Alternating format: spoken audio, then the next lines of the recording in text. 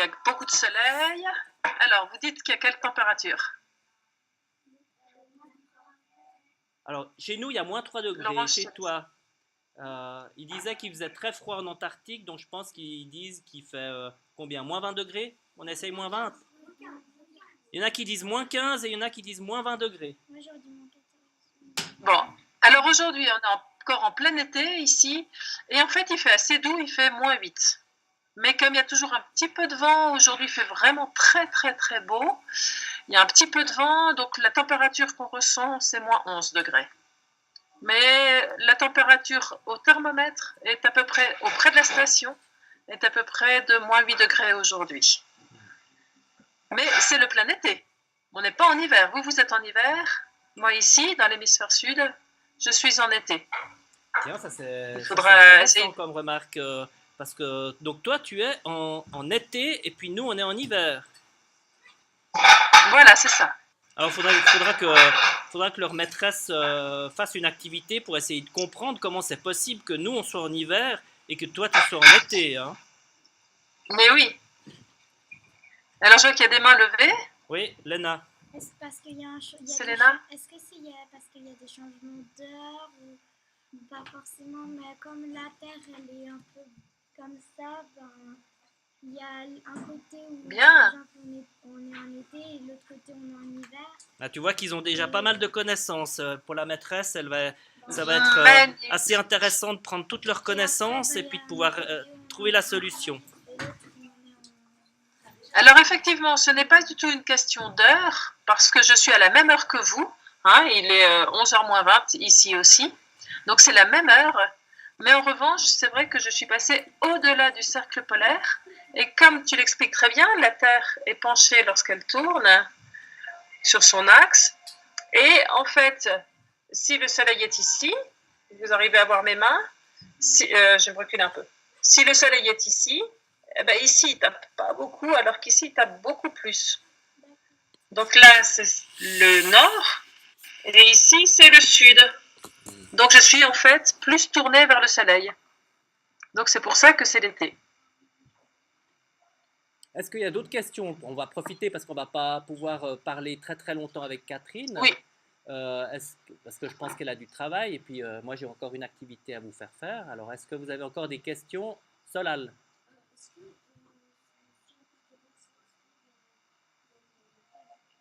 Alors est-ce que sous la station et sous la couche de glace qui t'entoure, est-ce qu'il y a de la terre du rocher?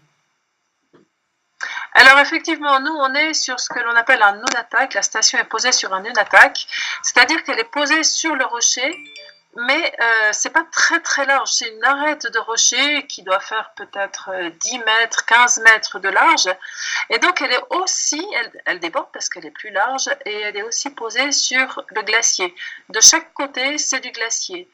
Et cela pose quelques problèmes pour la station parce que le glacier, comme tout glacier, il avance un peu. Chaque année, il avance un petit peu et les bâtiments qui sont posés dessus ont tendance à se déformer, à se casser.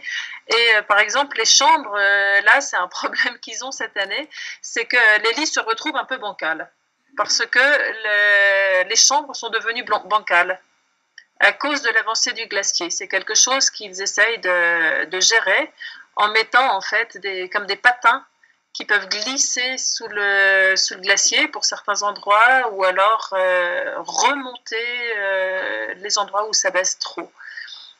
Donc effectivement, par contre, tout autour, c'est du glacier, donc ce qui rend les déplacements toujours dangereux, parce que dans les glaciers, même s'ils sont immenses et très plats, ici autour, il y a des crevasses, parce qu'en dessous, il y a du relief, mais qui est très profond en fait. Donc ça veut dire que quand tu vas te promener à l'extérieur de la station, tu dois faire très attention aux crevasses. Oui, c'est ça.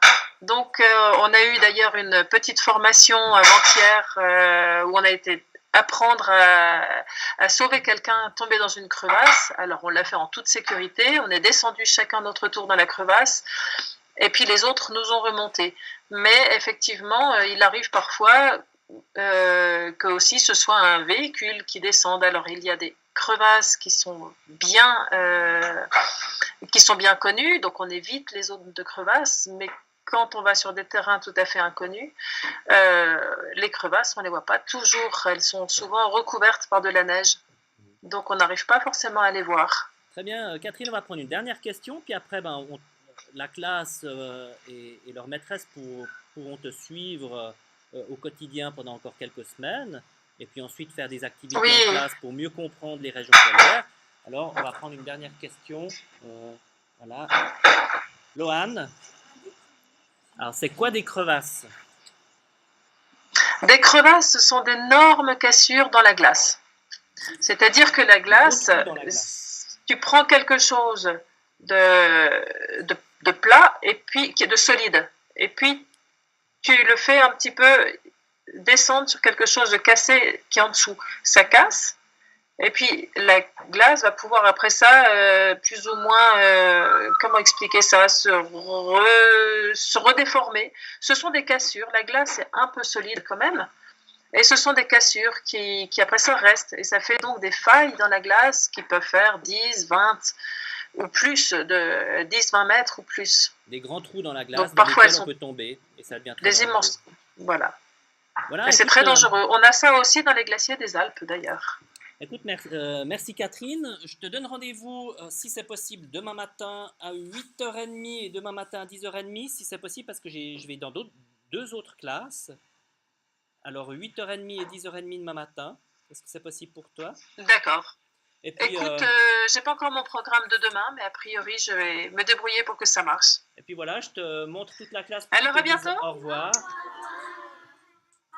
Ça m'a fait plaisir de vous voir. Et puis, je vous souhaite de bien continuer. N'hésitez pas à poser des questions sur le site aussi, sur le blog. Voilà. Hein, Laurent, tu leur redis bien. Très bien. Merci Catherine. À bientôt. Merci. Au revoir.